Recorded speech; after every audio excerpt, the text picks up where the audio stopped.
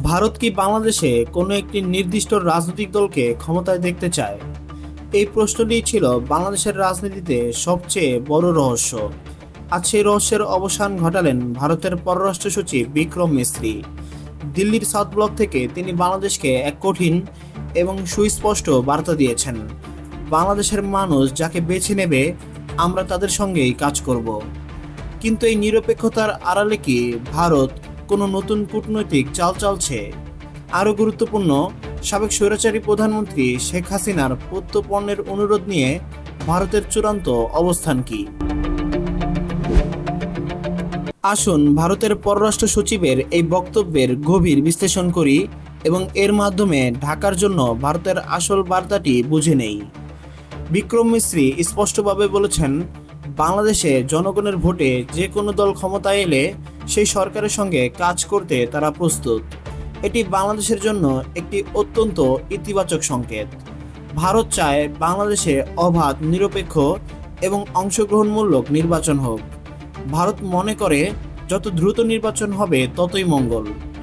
এই বক্তব্য প্রমাণ করে ভারতের কাছে এখন গণতান্ত্রিক প্রক্রিয়া এবং স্থিতিশীলতা সবচেয়ে গুরুত্বপূর্ণ।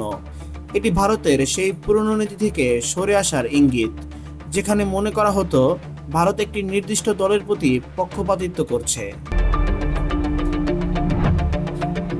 তবে নিরপেক্ষতার পাশাপাশি ভারত ঢাকা কর্তৃপক্ষের প্রতি একটি শর্ত দিয়েছে।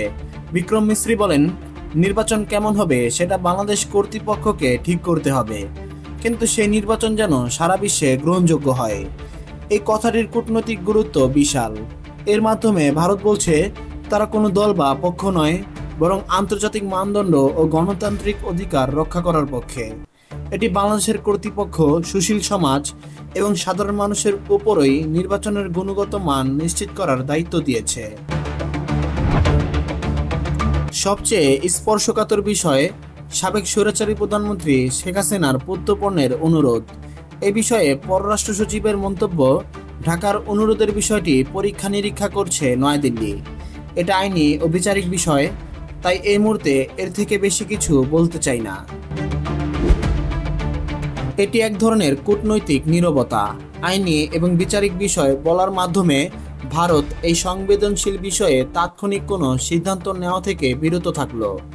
এই পরীক্ষা নিরীক্ষা প্রক্রিয়াটি কতদিন চলবে এবং এর পেছনে ভারতের রাজনৈতিক ও নিরাপত্তা সংক্রান্ত হিসাব নিকাশ কি, তা নিয়েই এখন আন্তর্জাতিক মহলে জল্পনা শুরু হবে। ভারতের পররাষ্ট্র সচিবের এই বক্তব্য বাংলাদেশের রাজনীতিতে এক নতুন দিগন্ত খুলে দিল। ভারত এখন স্পষ্টভাবে জানিয়ে দিল যে তারা আর কোনো দলের পক্ষে নয়, বরং গণতান্ত্রিক প্রক্রিয়ার পক্ষে। এই অবস্থান একদিকে যেমন নতুন সরকারের জন্য স্বস্তি আনবে, তেমনি অন্যদিকে শেখ হাসিনার প্রত্যর্পণের বিষয়টি কূটনৈতিক টেবিলে একটি দীর্ঘমেয়াদী আলোচনার বিষয় হয়ে থাকবে। এই দুই প্রধান বিষয়ই বাংলাদেশের আগামী দিনের রাজনীতি এবং ভারত বাংলাদেশ সম্পর্ককে গভীরভাবে প্রভাবিত করবে।